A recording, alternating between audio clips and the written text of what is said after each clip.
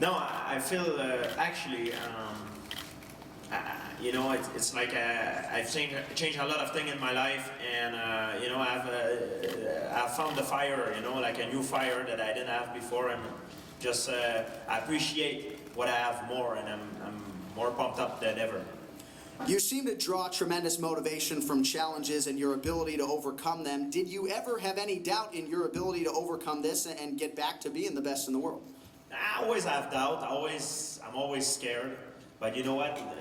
My confidence comes from how I prepare myself, and I couldn't do anything more than what I did, and I'm the most well prepared I could be, and that's why I'm so confident. I left nothing, you know. I give it all, and I didn't cut corner. I did everything as possible I could have done to be the best I could be, and I put it all together, and I'm happy to be there. So in the first episode of UFC Primetime, you referenced some early struggles when you got back to sparring. Can you put into words for us how long has that road been back from that point in time to on the cusp of defending your title once again? It's true. Like what happened is you can be in shape, but being in fighting shape, it's something very different. And when you haven't done something for a long time, you lose the efficiency.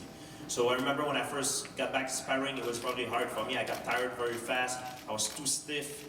And you know, it took maybe like a month to get it all back. And now I feel better than I actually was before I got hurt. Was there a specific turning point in your training when you really got the sense that you could not only fully recover, but get back to being the #1 guy at 170 pounds? What happened is you hit a wall, you know? Like, it was hard.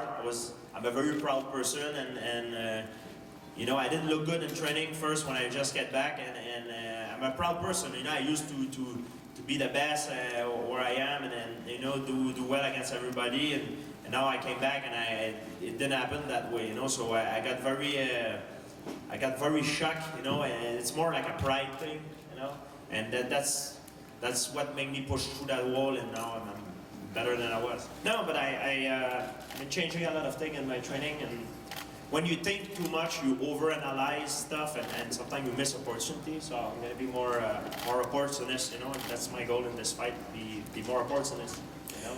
Let it flow, you know.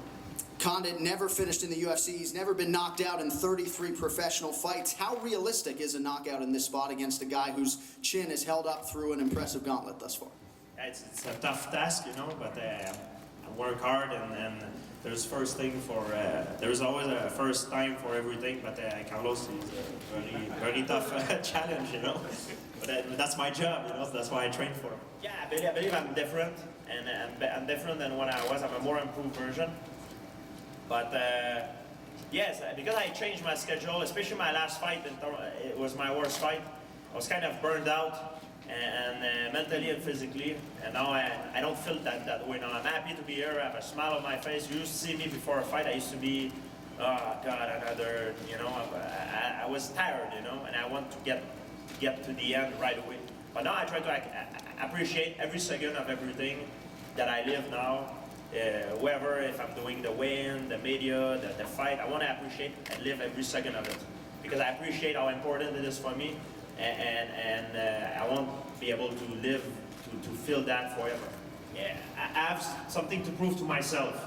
I want to prove to myself that I'm still the best guy in the world, and I believe the best guy right now is Carlos. So it's up to me to come and prove that I'm better than him. But we'll see Saturday night what's gonna happen. For me, I'm gonna try to. I've been training a lot specifically for Carlos Condit to counter what he do and stuff like that. So I'm gonna try to go there this time and not think too much. You know, let my instinct and my reflex take care of it, because that's how you fight better. You know, when you don't think too much. If you think too much, you over analyze, and sometimes you miss opportunity. So I don't want to think too much. I want to go there and let it flow. That's the thing, and opportunity will come hopefully for the finish. But from there, I don't think about that right now. I don't feel the need to get a knockout, or you know, because when you want the knockout, they don't happen. What I feel the need at is, let me tell you, of course I'm scared and everything, because anything can happen in the cage. But I don't want, when the fight will be over, and I shake his hand, no matter the outcome of the fight, I shake Carlos' hand, I'll be able to look at him in the eyes and shake his hand and tell him I did my best and I left everything in there no matter what, and I'm sure he want the same thing. I don't want to finish a fight and think, oh, I should have done that, I should have this, I should have, because when things like this happen, it's the worst thing in your mind, you know, and I don't want this thing happening in my head ever again. I'm gonna let everything there, you know, no matter what. Of course I'm scared, but if I'm scared and I let everything go, it's gonna be good, you know. It's popular in Canada, you know, yeah, of course, but it's hockey #1. And in Brazil, I think it's soccer, football, and MMA is very popular there too. But it's Canada is less people than in Brazil, you know. So they try to make comparison between country. You can't do that, you know. You go in Japan, Japan is probably #1.